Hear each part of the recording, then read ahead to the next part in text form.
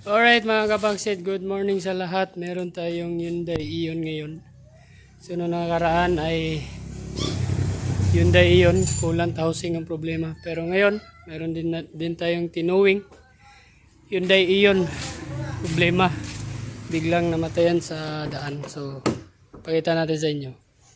So ito yung nangyari. Putol lang timing belt. So bumili ang customer ng siguro 800 or 700 to.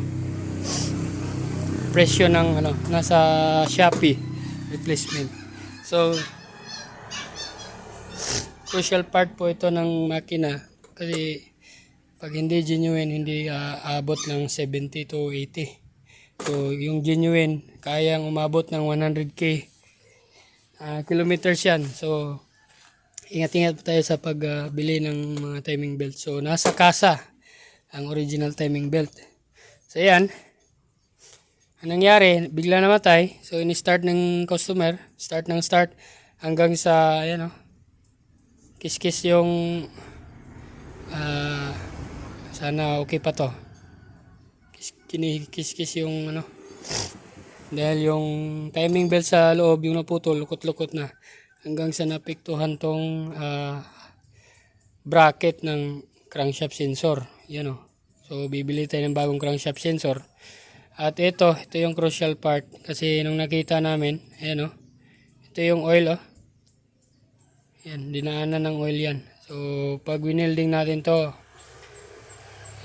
yun ang malala. Kasi baka tumagas, back job ulit tayo. So ang gagawin natin, pag hindi kaya, palitan natin ng buong oil pump. Ayan, pakita ko sa inyo.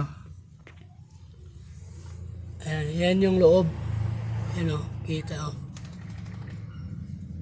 So, ang gagawin namin ngayon ay baklasin na lang namin tong baklasin namin tong buong makina ay ditong part na to, oil pump. So, hanggang dito lang naman.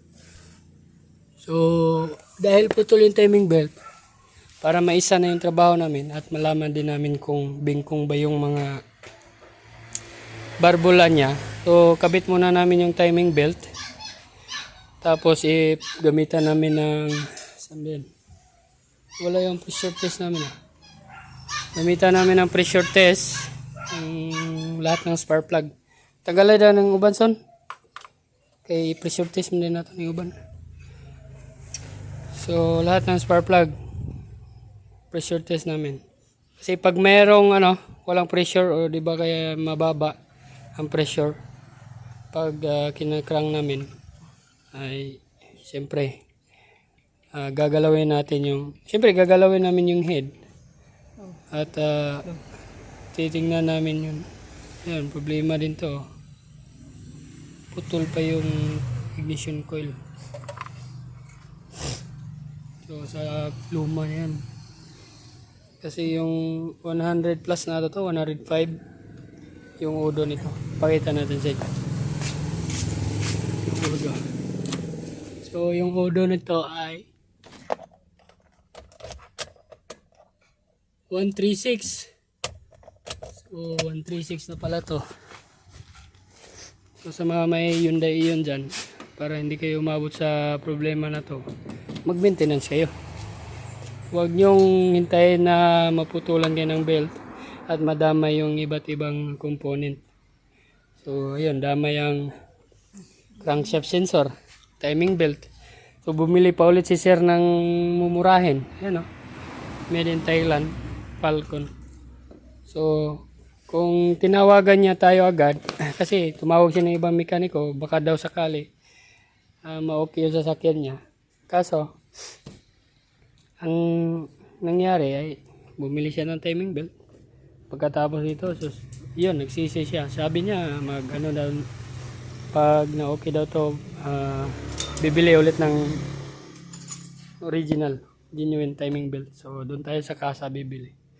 Ayan, balita na lang namin pag natapos to. Salamat.